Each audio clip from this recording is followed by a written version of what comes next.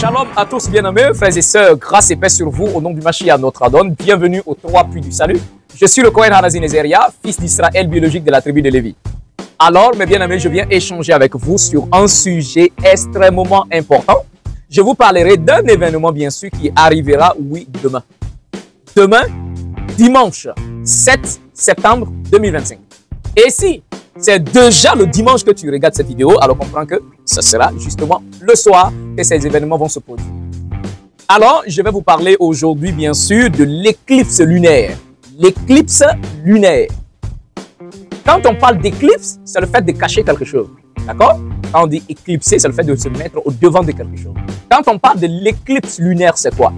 C'est un événement très rare qui arrive rarement sur Terre, où il y a le soleil, il y a la lune de ce côté, mais la Terre se place au milieu des deux pour cacher totalement la lune.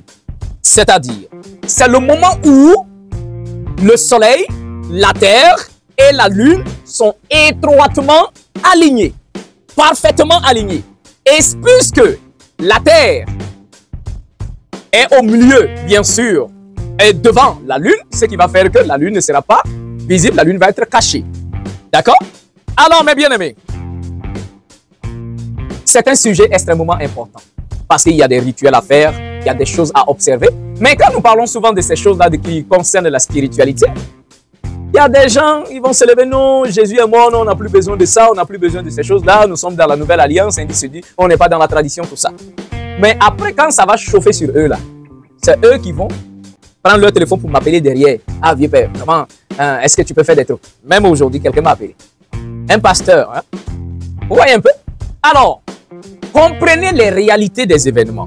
Quand on parle de l'éclipse lunaire, avant d'aller en profondeur, je vais d'abord prendre un passage dans l'épée justicière pour vous parler de la vie du Christ. Est-ce que le Christ observait l'éclipse lunaire? Est-ce qu'il était en harmonie avec la nature? Parce que le Christ n'était pas un religieux comme vous, il n'était pas chrétien. D'accord? Le Christ était un animiste. Or, un animiste, c'est quelqu'un qui croit que tout ce qui est autour de lui est animé par un esprit. C'est ça un animiste. Donc l'animisme, c'est la croyance, bien sûr, de ceux-là qui croient et qui acceptent que tout l'univers est animé par un esprit. Et le Christ n'était pas chrétien, il n'était pas musulman, il était un animiste véritable. Parce que le Christ croyait que tout autour de nous est animé par un esprit. Alors je prends l'épée justicière, le chapitre 1104 à partir du verset 31. Écoutez bien, parce que cette partie que je vais vous lire dans l'épée justicière, on a enlevé ça de votre Bible. Hein? Allez demander au Vatican, allez demander aux prêtres et aux pasteurs qu'est-ce qui s'est passé et qu'est-ce que le Christ a fait depuis l'âge de 12 ans jusqu'à ce qu'il ait 30 ans. C'est-à-dire jusqu'à ce qu'il a atteint les 30 ans. Qu'est-ce qu'il a fait? Aucune de vos Bibles là n'en parle. Hein? On a caché. Les 4 évangiles, on a enlevé. Qu'est-ce qu'on vous cache là-bas? Qu'est-ce qu'on vous cache et puis on a enlevé ça? C'est la réalité, ce sont des questions qu'il faut se poser. Alors, l'épée justicière, le chapitre 1104, le verset 31. Il est écrit, « Et dans la 18e année de son âge, Yahusha se fiança à Maria de Magdala, une vierge de la tribu de Yahuda, et quelque temps après, il l'a pris pour femme avec laquelle il vécut jusqu'à sa mort. » Premièrement, on dit le Christ, quand il a 18 ans, il va se fiancer à Marie-Madeleine, une vierge de la tribu de Juda, et quelque temps après, il va l'épouser. Et il va vivre avec cette femme-là jusqu'à sa mort. Donc le Christ était marié à Marie-Madeleine. Voilà pourquoi dans votre Bible, on a parce qu'on a décidé de faire de votre Jésus un Dieu. Votre Dieu qui s'est marié. Si votre Dieu s'est marié, alors, ça c'est compliqué. Hein? Alors, ça c'est un premier point. Et deuxièmement, le verset dit, et Yahusha, après avoir terminé l'étude de la loi, descendit de nouveau à Misraïm avec son épouse pour apprendre la sagesse des Misraïmites. Bon, c'est Misraïm qu'on a traduit dans vos Bibles là, Égypte. D'accord? Et le verset dit, étant retourné dans le désert, il médita, jeûna, pria, il obtint le pouvoir du Saint-Nom, par lequel il accomplit de nombreux miracles. Et pendant 7 ans, il conversa avec l'Éternel face à face. Pendant 7 ans. Il parle avec Dieu face à face, le Dieu d'Israël bien sûr, d'accord? Et le verset continue pour nous dire, il apprit le langage des oiseaux, des bêtes. Là, il commence à parler avec les animaux. Il a pris leur langage, il parlait avec les animaux, avec les oiseaux, tout ça. Maintenant, le verset dit aussi, 35 dit, et il apprit les pouvoirs des guérisons des arbres. Des arbres.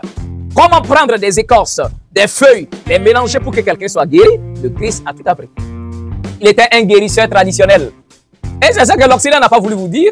Parce que si on vous enseigne que le Christ était un guérisseur traditionnel, mais qui va encore aller à la pharmacie pour acheter des médicaments? Hein? Parce que ça sera faire la publicité, hein, des médicaments traditionnels africains. Donc leur business tombe à l'eau. Donc, le Christ apprend, bien sûr, le pouvoir de guérison des arbres, des herbes, des fleurs. Il apprend également le secret caché des pierres précieuses. Les pierres précieuses. Le pouvoir caché des pierres précieuses. Parce que dans chaque pierre, même précieuse ou non précieuse, il y a quand même des énergies, il y a quand même des pouvoirs. Le Christ apprend tout ça. Et la parole dit, maintenant le point essentiel qui nous concerne dans notre étude, il a pris le mouvement du soleil, de la lune et des étoiles. Il apprend le mouvement du soleil, le mouvement de la lune, c'est-à-dire les phases de la lune, et également des étoiles. Ça, c'est le Christ. Il apprend ça pourquoi? On apprend quelque chose pour pratiquer la chose, non? On ne peut pas apprendre quelque chose pour jeter dans les oubliettes. Si on apprend quelque chose, c'est que c'est pour les appliquer. Dans le verset dit que le Christ apprend les mouvements du soleil, les mouvements de la lune et les mouvements des étoiles. Et également, il apprit aussi le pouvoir des lettres. Les lettres, les mystères du carré, du cercle, de la transmutation des choses, des formes, des nombres et des signes. Donc, vous voyez que le Christ était un grand maître spirituel africain. Le Christ était un grand maître spirituel africain. Et c'est ce qu'on veut vous faire cacher. C'est ce qu'on veut vous montrer que le Christ était un blanc, un européen occidental, donc avec les yeux bleus. Ça n'a jamais existé. Il était un rastaman, un noir, un maître africain traditionnel. Ça, c'est déjà un premier point. Donc, c'était pour vous montrer premièrement que le Christ même observait la lune, comment la lune était en train de se déplacer. Et pendant ce temps, qu'est-ce qu'il faut faire? C'est ce que nous allons essayer d'en parler. Alors, pour nous qui sommes spirituels, parce que je ne veux pas parler aux religieux, je veux parler à ceux-là qui vivent la spiritualité, qui ont entamé leur processus spirituel. Alors, il y a ce qu'on appelle les phases de la lune. La lune ayant bien sûr le cycle de 27 jours, puisque quand on va parler de la nouvelle lune, c'est le moment où la lune sera invisible, ok, sur la terre, et ça c'est pendant 3 jours. Donc, 27 jours d'évolution de la lune. D'accord? Et également, il y a, après les phases de la lune, maintenant il y a ce qu'on appelle l'éclipse lunaire. Dans les phases de la lune, on a la nouvelle lune, d'accord? On a premier croissant, ainsi de suite. On a également la nouvelle lune ou la pleine lune. Durant ce moment, il y a des rituels qu'on fait. D'accord? Et puisque nous devons être synchronisés avec la Terre, que tu le veuilles ou pas, tout ce qui se passe dans la Terre là t'impacte. Que tu le veuilles ou pas. Si tu n'aimes pas la pluie, c'est pas parce que tu n'aimes pas la pluie que la pluie ne vient pas. La pluie vient et quand la pluie arrive et que tu es dehors, la pluie va te chicoter. Que tu le veuilles ou pas, la pluie va te mouiller. C'est pas parce que tu n'aimes pas que la pluie ne vient pas. Ce n'est pas parce que également que tu n'aimes pas le soleil que le soleil ne va pas briller. Ça va briller si tu es dehors. Les rayons vont t'impacter obligatoirement. Que tu le veuilles ou pas. On se comprend? Maintenant, tout comme la lune aussi pareil, que tu le veuilles ou pas, l'énergie de la lune et les phases de la lune vont t'influencer. Que tu le veuilles ou pas. Ça, c'est obligatoire. Parce que tout ce qui est dans le monde doit être synchronisé. Alors, tel que l'événement de demain, qui sera bien sûr le 7 septembre, ce qu'on va appeler bien sûr l'éclipse de la lune. On a dit c'est quoi l'éclipse de la lune? C'est le moment où le soleil, la terre et la lune sont parfaitement alignés. Quand on parle de l'éclipse lunaire, c'est le moment où la terre projette uniquement un rouge sur la lune. Uniquement le rouge. Les autres couleurs disparaissent. Uniquement le rouge est là, c'est ce qui reste. Bon, on va aller en profondeur. Donc, quand on parle de l'éclipse lunaire, c'est là que vous allez voir dans le ciel, soit au lever du soleil, ou soit au coucher du soleil, vous allez voir la lune totalement rouge. D'accord? Hein, vous allez voir une grosse boule totalement rouge. Vous avez une fois remarqué ça? Et quand c'est rouge, ça veut dire quoi? Quelle est l'énergie qui vient sur Terre? Ça signifie quoi? C'est ce qu'on appelle la lune de sang. La lune de sang, c'est un moment précis de la Renaissance. Le rouge qui symbolise la vie. La lune déjà est liée à la maternité, à la femme. Voilà pourquoi le cycle menstruel d'une femme est lié à la lune. Ça, c'est déjà un premier. La lune est en lien fort avec l'eau. Toujours l'eau étant liée à la maternité. Donc la lune est un élément qui donne naissance. Maintenant, quand la lune est rouge, c'est le début d'une nouvelle naissance, une nouvelle croissance. Donc, c'est un temps de renaissance et en même temps, c'est le moment où le passage, où la porte, le portail des saisons s'ouvre. De la lumière, des ténèbres à la lumière, de la mort à la vie. Passage des cycles. Donc, le passage du portail de la mort à la vie. D'accord? Et c'est le moment où la terre aura rejeté toutes les couleurs et gardé uniquement la couleur rouge. Mais pourquoi la terre va rejeter et garder la couleur rouge? Parce que c'est la fin d'une saison et l'autre saison va commencer. Ah bon? Alors, c'est le moment également où c'est l'ouverture du portail vers le monde spirituel. Ah, Seigneur. C'est fort, je ne sais même pas quel mot je vais employer parce que tous les mots que je vais utiliser pour vous parler ne sera vraiment pas puissant pour expliquer la réalité qui se passe là. D'accord? Alors, également, quand on parle de sang de lune, le moment où la lune devient rouge, alors c'est une régénération cosmique, c'est-à-dire l'univers renaît de nouveau. L'univers renaît de nouveau. Alors, c'est la vie qui se renouvelle constamment dans l'obscurité. Alors, c'est un cycle, c'est un moment qui symbolise bien sûr le cycle de l'âme, le voyage de l'âme qui passe de la mort à la vie, de l'obscurité bien sûr, dans la lumière bien sûr, pour que chacun puisse avoir une illumination. C'est bon? On peut aller? D'accord. La lune rouge marque la fin d'un cycle et le début de l'autre bien sûr. Et en te donnant à toi l'opportunité de te libérer des fardeaux du passé et pour embrasser bien sûr un avenir renouvelé. C'est-à-dire, quand on parle de ce moment précis, la lune qui est rouge, je répète, c'est le moment où on met fin au cycle du passé pour entamer bien sûr un autre cycle. Et cela te permet, cela te donne l'opportunité, premièrement, de te libérer. De te libérer des fardeaux du passé. De te libérer, avant de continuer. Quand une femme est en menstruation, le moment précis où la femme est en période, ça veut dire quoi? Parce qu'elle va quitter un mois pour entrer dans l'autre. C'est la frontière. Elle se libère de quelque chose pour débuter autre chose. Et chaque mois, la femme renaît. C'est-à-dire, elle fait chaque mois une renaissance, toujours. Son corps renaît tous les mois, tous les mois, tous les mois. Et le jour où elle tombe enceinte, le sang est là, mais désormais, ça devient un moyen de processus pour le développement de l'enfant. Ça, c'est profond. Je vais aller en superficiel pour qu'on évolue. Donc, je disais que la lune rouge marque la fin d'un cycle pour débuter autre cycle en te donnant à toi l'opportunité de te libérer de tes fardeaux du passé et pour embrasser bien sûr un avenir renouvelé. C'est en ce moment précis qu'on peut renouveler l'avenir. C'est en ce moment qu'on peut renouveler l'avenir. Vous savez pourquoi? Regardez bien. C'est le moment où le soleil, la lune, la terre et la lune sont alignés. Mais ils sont alignés pour faire quoi? Ils sont alignés pour faire quoi? C'est le moment où le soleil, la terre, la lune, intercèdent auprès de Dieu Tout-Puissant par rapport à toute vie dans le cosmos. Ce sont les trois grands intercesseurs du cosmos. Et ils se tiennent devant le Maître. Voilà pourquoi ils sont alignés l'un derrière l'autre. Quand nous lisons, bon, les chrétiens n'ont pas ça dans la Bible, mais dans le Père justifié, on voit le Père Yitzhak, sa femme est stérile, mais pas d'enfant. Sa femme dit, mais allons prier Dieu pour que le Seigneur mette. Et c'est comme ça, les deux vont à Moria, sur la montagne où Abraham devrait sacrifier l'enfant. Et quand ils arrivent à la montagne, le verset dit, le Père se met devant. Et voilà la femme qui se met derrière. Pourquoi? L'homme est devant, l'autre est derrière. Et c'est l'homme qui parle. Et comprenez que le soleil symbolise les patriarches, les hommes. Le soleil est le gardien, ou le soleil est en quelque sorte le stock de toutes les énergies des hommes. Vous vous rappelez de l'histoire de Joseph, non? Joseph fait un songe, il dit, j'ai vu le soleil, la lune, les 11 étoiles se prosterner devant moi. Son père dit, tu veux dire que moi, ta mère et tes frères, nous allons nous prosterner devant toi? Donc, il voit par là et on lui donne clairement que le soleil, c'est son père, la lune, c'est sa mère et les étoiles sont ses frères.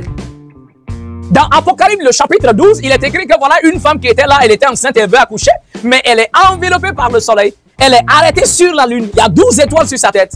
Cette femme, c'est la mère du Mashiach. Enveloppée par le soleil, ce qui veut dire qu'elle est descendante des patriarches. Elle est arrêtée sur la lune qui représente les matriarches, ce qui veut dire qu'elle marche dans les pas de ses mères. Et les 12 étoiles sur sa terre représentent les 12 tribus, les enfants. Oh.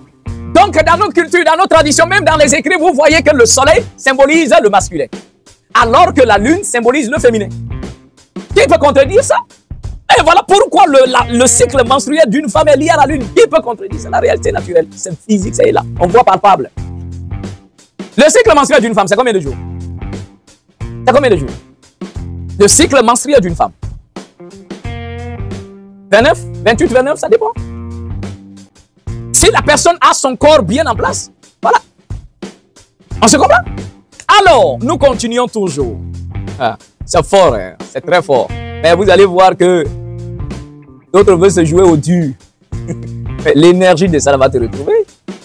Nous, on t'enseigne pour que tu sois dans un temps et que tu sois positionné de la bonne manière pour que l'énergie qui arrive là te trouve. Et quand ce moment-là arrive, vous allez voir que soit, si quelqu'un est nerveux, il devient plus nerveux. D'accord?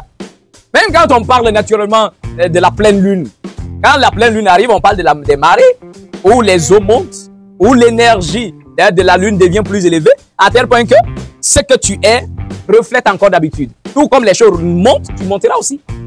Si tu es colérique, tu deviens plus colérique. Si tu es gentil, tu deviens plus gentil. Si tu es aimant, tu deviens plus aimant. Si tu es heureux, tu deviens plus heureux. Ces énergies-là nous impactent quotidiennement. Voilà pourquoi j'ai commencé par dire, c'est parce que tu n'aimes pas le soleil que le soleil ne t'impacte pas. Le soleil t'impacte que tu le veuilles ou pas. La pluie va t'impacter que tu le veuilles ou pas. Dans les énergies de la lune de sang, on appelle ça la lune de sang, l'éclipse lunaire, parce que la lune est rouge.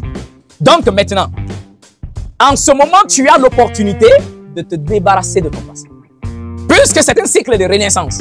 Puisque c'est un moment où tu peux quitter l'ancienne vie pour passer à une autre vie, une nouvelle saison. Une nouvelle saison. Tu as l'opportunité de te séparer. Te séparer, te libérer des fardeaux, de tous tes fardeaux du passé. Les péchés, les soucis, les erreurs, plein de choses. Tu peux t'en séparer. C'est bon? Et tu as également en ce temps, la nature même te donne l'opportunité d'avoir un avenir bien relevé. Voici notre processus de spiritualité où la nature t'aide à avoir un avenir. Ce sont des moments où on peut parler de modifier son destin. Modifier son destin. Il y a des rituels, quand on les fait, on peut changer ton destin. C'est-à-dire, pas changer par la force, mais un maître spirituel, bien spirituel, en ce moment, peut négocier. Si je peux dire, faire des prières, faire des demandes, à tel point que si ton destin était à 80% négatif, c'est-à-dire tes propres choix allaient t'impacter sur la terre de la mauvaise façon, on peut recadrer un peu ta vie, modifier un peu ta vie, pour que le bonheur puisse être accessible à toi davantage. Ce n'est pas des petits moments. C'est ce que nos ancêtres connaissaient et vivaient comme ça, jusqu'à ce que vos religions viennent pour tout détruire. Et voici les conséquences. D'accord? Voici les conséquences. Alors, maintenant nous continuons. Le rouge symbolise la vie elle-même. Le rouge symbolise la vie elle-même. Le rouge, c'est l'âme. Qu'est-ce que la parole dit? Elle dit l'âme de toute chair est dans son sang. Et le sang, c'est quoi? C'est pas rouge. Le rouge symbolise la vie. Ça symbolise bien sûr l'âme. Et ça symbolise l'énergie de la vie. D'accord? Alors, ce moment précis, ça te permet de changer et de recharger tes énergies. Pour progresser vers une version plus élevée de toi-même. C'est-à-dire, te voilà limité dans un petit carré ici. Tu ne bouges pas, tu n'avances pas. Ta vie est toujours là dans un petit carré. Tu n'évolues pas. Mais ce moment précis te permet non seulement de recharger tes énergies, parce que ce qui t'empêche de sortir de ton petit carré pour avancer, c'est tes énergies. Tes énergies sont sales. Tes énergies ne sont pas aussi puissantes. Ton corps subtil est sale. Tes ondes sont négatives. Tes ondes. Ton aura est faible. Comment tu peux évoluer si ton aura est faible? Quand on parle de l'aura, c'est quoi? C'est ton corps subtil. C'est sale, c'est souillé. Les impuretés ont pris possession de ça. Les ondes que tu dégages, tes ondes sont sales. Tu envoies des ondes négatives et puis tu es vite. C'est normal que tu sois dans un petit cercle carré, là tu ne peux pas évoluer. Tu n'évolues pas. Or, le son de la lune, c'est-à-dire en ce moment précis où il y a l'éclipse lunaire, c'est le moment parfait des purifications. Et dans ce contexte-là, c'est le feu qui est beaucoup utilisé pour le rituel. Le rituel du feu. Pour purifier tes énergies. Voilà pourquoi le truc même est rouge. Donc par le feu, on purifie ces ondes négatives, ces énergies. Alors c'est le moment de te recharger. Quand tu as un téléphone, tu manipules jusqu'à le téléphone se décharge. Tant que tu n'as pas chargé la batterie, tu ne peux plus communiquer. Tu ne peux plus aller sur YouTube, aller sur TikTok. Tu es bloqué. Et toi, tu penses que ta vie, là aussi, on ne doit pas se recharger. Il faut te recharger. Et le moment précis de recharger ces énergies de vie, c'est le moment précis. Et quand tu te recharges, tu recharges tes énergies de vie, alors ça te permet de progresser vers l'autre version de toi. Plus élevée, plus meilleure que toi. Est-ce que vous comprenez cette partie-là? C'est-à-dire, te voilà ici, te voilà de l'autre côté, te voilà également, c'est tout ton processus. Maintenant, il y a plusieurs versions de toi. Il y a version inutile, il y a version moyenne, il y a version bien, très bien, parfait. Maintenant, quand on parle de l'évolution de la vie, c'est le fait de quitter ta version inutile pour passer à ta version moyenne. Après encore, tu te purifies davantage pour évoluer. C'est ce qu'on appelle le processus spirituel. Aller de version en autre version de toi-même. De version inutile à la version moyenne. De la version moyenne à la version, bien sûr, bien. De la version bien, aller à la version très bien. Agréable, parfait, au fur et à mesure. On se comprend? Alors, c'est le moment qui te permet de recharger tes énergies et progresser vers la version plus élevée de toi-même. C'est bon? Alors, la lune de sang, c'est quoi toujours? C'est le moment où l'âme se purifie et s'élève. Parce que dès que la lune devient rouge, c'est activé. Puisque c'est lié au sang, alors ton sang aussi s'active. Et ton âme aussi s'active. C'est comme appel téléphonique entre toi et quelqu'un d'autre. Dès que tu composes le numéro d'une personne, automatiquement ça sonne là-bas. Alors dès que la lune devient rouge, qu'on a le sang de la lune, automatiquement ton sang s'active. Voilà pourquoi tu peux avoir des sensations. Et justement en ce moment précis, les rêves deviennent très clairs. Quand tu dors, tu rêves, il y a des rêves qui deviennent très clairs. C'est bon? Alors, c'est le moment de se purifier et de s'élever. Le rouge qui va symboliser la force de la vie. D'accord? Alors, ça doit te purifier pour permettre d'avoir une réalisation spirituelle. OK? Et également, la lune de sang nous rappelle la dualité de l'existence. C'est-à-dire entre la lumière et l'obscur. Entre le visible et l'invisible. Entre le matériel et le spirituel. Donc, cela va symboliser le fait que toi, tu es au milieu de deux forces. La force positive et la force négative. Tu es entre la lumière et la noirceur. Entre ce qui est visible et ce qui est invisible. Entre le matériel et le spirituel. C'est le moment où tu fais l'équilibre des deux. C'est bon?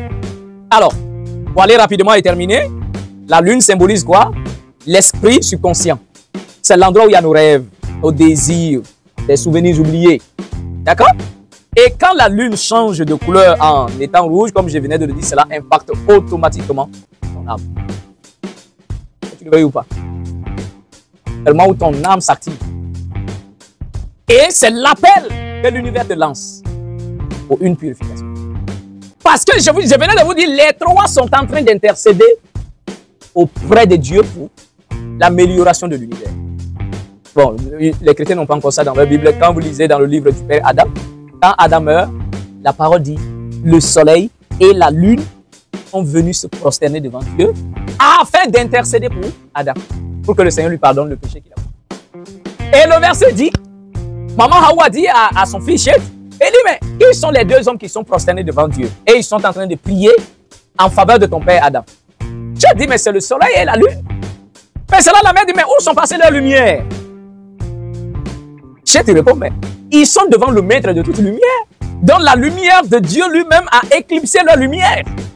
Donc vous voyez que le soleil, la lune, prie Dieu pour Adam.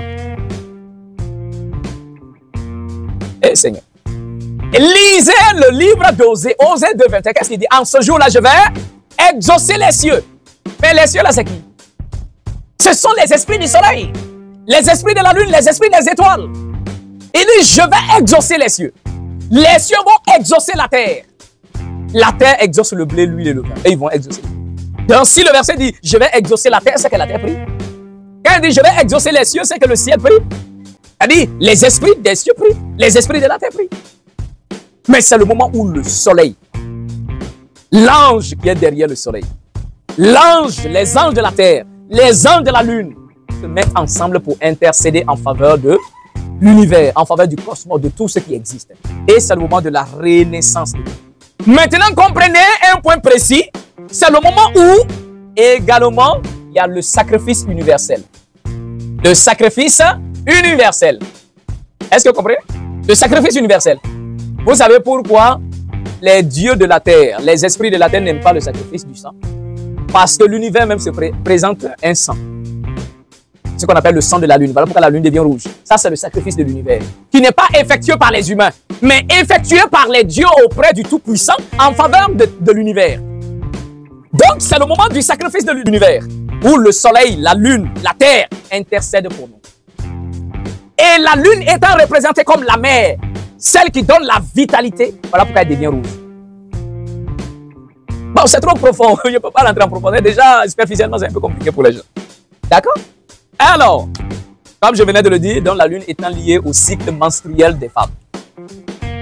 Donc si, de la même manière qu'une femme, automatiquement, quand elle va changer de saison, elle va passer dans l'autre mois, elle a 3-4 jours où elle saigne. Donc c'est de la même manière que la lune, quand elle va passer de l'autre cycle aussi, si je vais dire, doit saigner. À travers, bien sûr, la couleur rouge. Maintenant, pourquoi l'univers rejette toutes les couleurs et garde la couleur rouge? Parce que c'est l'âme, c'est le sang. Où toutes les âmes de l'univers sont connectées. Tu comprends? Alors, maintenant, un peu en ce moment, quels sont les rituels qu'on effectue?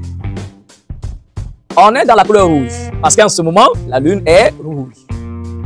Et quand cela, vous voyez un peu souvent dans les spiritualités européennes là, quand vous parlez soit d'Illuminati, vous parlez de franc-maçonnerie, ainsi de suite, hein, vous voyez, ils sont peut-être dans une chambre rouge, avec des bougies rouges, ainsi de suite. Bon, quand tu dis c'est la sorcellerie, ça c'est un peu pour toi. Mais ça pour te dire que eux aussi, dans leur rituel, il y a des couleurs qui sont spécifiquement utilisées. Pendant ces rituels, pendant le moment où nous devons passer de changer de saison, qu'on va appeler l'éclipse lunaire, c'est la couleur rouge qui est en jeu. Qui symbolise le sacrifice de l'univers, qui symbolise l'âme. Le rouge symbolise la vie et l'âme. Après, on porte un vêtement rouge.